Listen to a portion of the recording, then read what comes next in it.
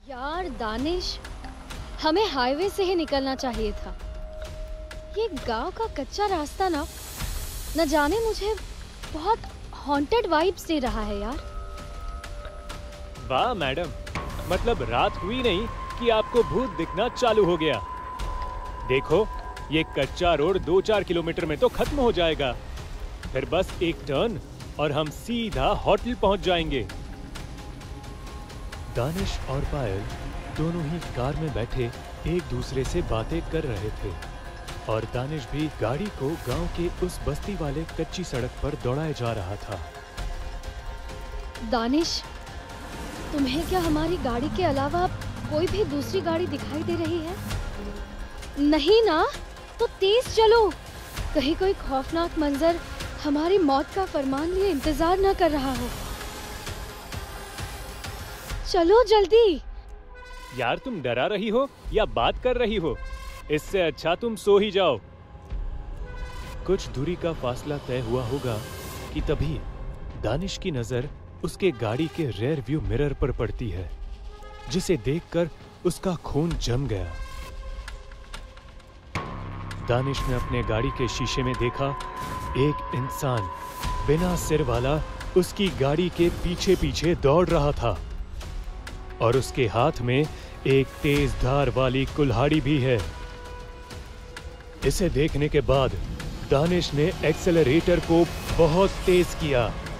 वो डरा तो बहुत था, लेकिन उसने डर को बिल्कुल भी जाहिर नहीं किया, क्योंकि उसके बगल में बैठी पायल अगर पीछे का नजारा देख लेती तो डर से ही मर जाती। अरे दानिश, तुमने कोई भूत देख लिया क्या? इतनी तेज गाड़ी क्यों चला रहे हो? दानिश अभी भी गाड़ी के शीशे में उस सिर कटे इंसान को भागता देख रहा था। वो पसीने से तरबतर होने लगा। तभी अचानक से वो पीछे भागता शख्स एकदम से गायब हो गया। दानिश के जान में जान आई, लेकिन तभी गाड़ी की छत पर जोर से कुछ आकर गिरा। दानिश ने न जाने क्यों, लेकिन फौरन एक जोरदार ब्रेक मारी और इसके साथ ही छत पर कूदा वो सिरकटा इंसान सीधा गाड़ी के सामने जा गिरा। उस डरावने इंसान को देखने के बाद पायल की एक भयानक चीख निकल गई, और भला निकलती भी क्यों ना, वो शख्स इतना डरावना जो लग रहा था। उसके धड़ से सिर अलग था और उसका कद भी 6 फुट का था। आसपास का पूरा माहौल एकदम गूफ अंधेरे और शांत माहौल में खोया था।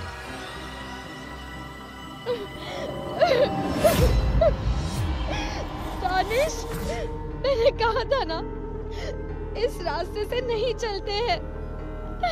ये रास्ता हमें मार देगा।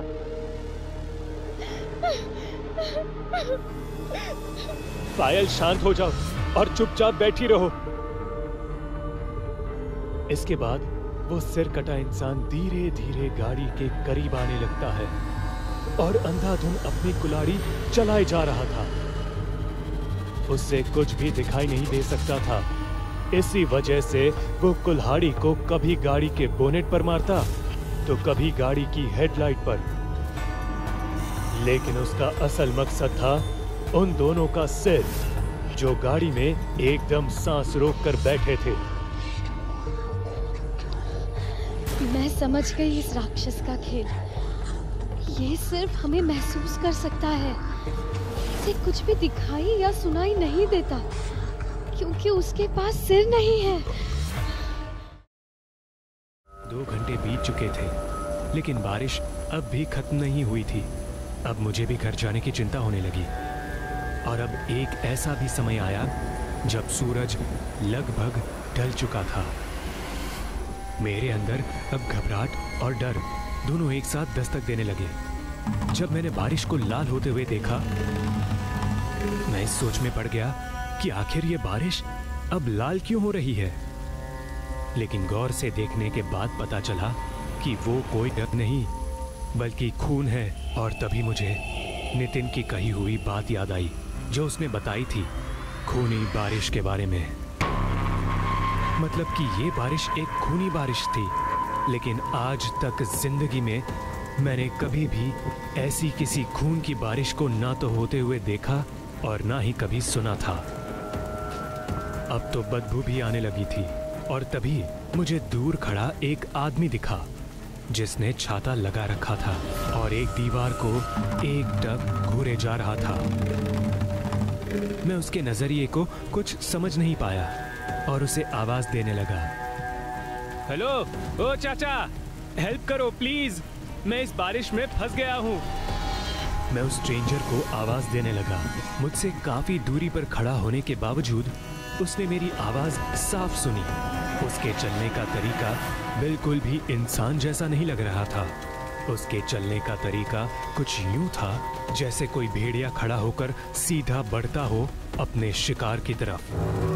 वो स्ट्रेंजर मेरे एकदम करीब आ चुका था, लेकिन फर्क इतना था कि वो उस भीगते बारिश में छाता लिए खड़ा था और मैं उससे थोड़ी दूरी पर एक मकान की छत के नीचे बारिश से छुपा हुआ था।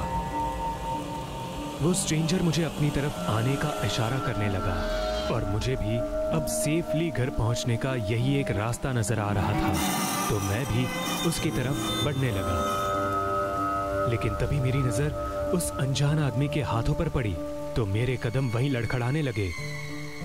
मैंने देखा उस आदमी ने अपने हाथ में खून से लथपथ चाकू पकड़ा हुआ था जो दिखने में बहुत भयानक लग रहा था। उस चाकू को देखकर ऐसा लग रहा था जैसे कुछ ही देर पहले उसी चाकू से किसी के जिस्म को फाड़ा हो। मैं तो बहुत ज्यादा डर गया और वापस पीछे हट गया, पर तभी मैंने देखा कि सामने खड़े उस शख्स का चेहरा बदलने लगा और उसका चेहरा किसी भेड़िए की तरह होने लगा। नुकीले दांत और पंजे खतरनाक। हिम्मत करके मैं वहीं खड़ा रहा और तभी एक बिजली कड़की और वो भेड़िया मानव वहां से गायब हो गया।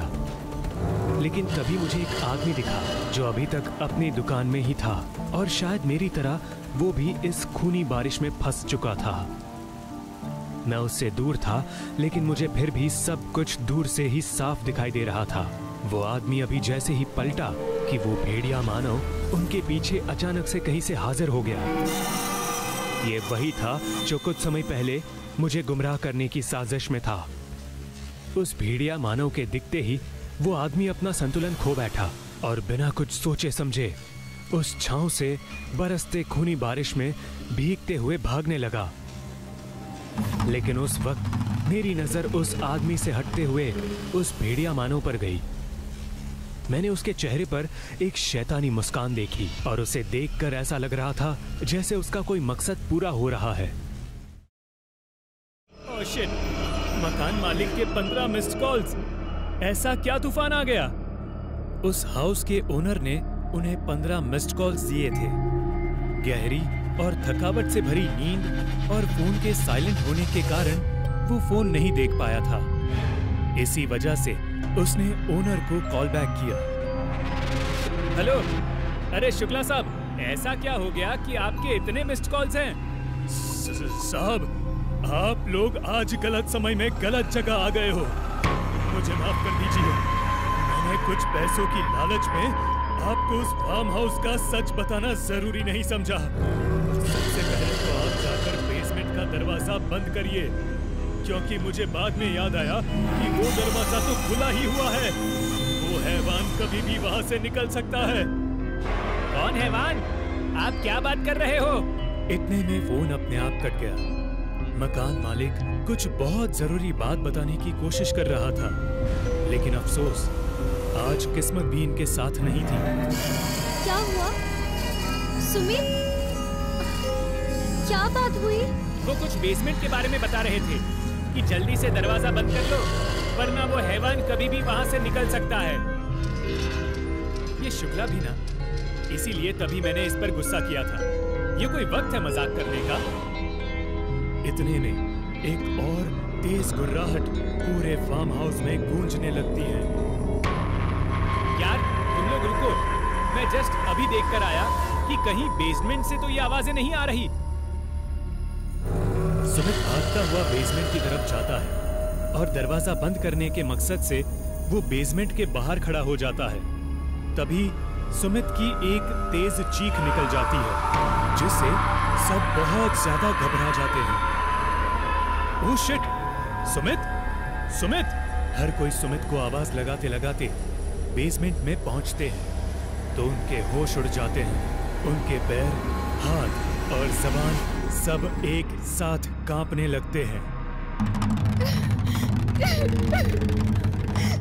सुमित, क्या हो गया भगवान? चुप हो जाओ निधि, वाकई ये बहुत दर्दनाक है, लेकिन मैं इस हैवान को नहीं छोड़ूंगा। अभी के लिए शांत रहो, क्योंकि हल्की आहट से हमारा भी वही हाल होगा जो सुमित का हुआ। जब वो सभी सुमित की चीख पर बेसमेंट गए तो उन्होंने देखा एक 7 फुट का मॉन्स्टर उल्टी दिशा में घूमे सुमित के गर्दन को नोचे जा रहा था। ये दिल दहलाकर रख देने वाला दृश्य देखकर बच्चे तीनों धीरे धीरे पीछे हटने लगे। वो तीनों अब एग्जिट गेट के करीब पहुंच चुके थे, लेकिन तभी वो मॉन्स्टर एकदम उनके सामने आकर्षित हो गया और अपनी तलवार से सुशांत की गर्दन को एक पल में उसके शरीर से अलग कर दिया। इससे पहले कि वो मॉन्स्टर निधि और स्नेहा की तरफ बढ़ता, एक तेज फायर स्मोक था वो जो पूरे घर में फैलने लगा, जिससे वो शैतान पीछे हटने लगा। ऐसा लग रहा था उसे उस चीज से डर लग रहा था। तभी दरवाजे पर दस्तक हुई। दरवाजा खोलो, मैं हूँ शुक्ला। वो दोनों बहुत ज्यादा डर गई थी और दरवाजा खोलने पर उन्हें बाहर उनके मकान का मालिक खड़ा दिखा। वो भी अपनी आंखों में आंसू लिए था। मैडम, जल्दी से यहाँ से निकलिए।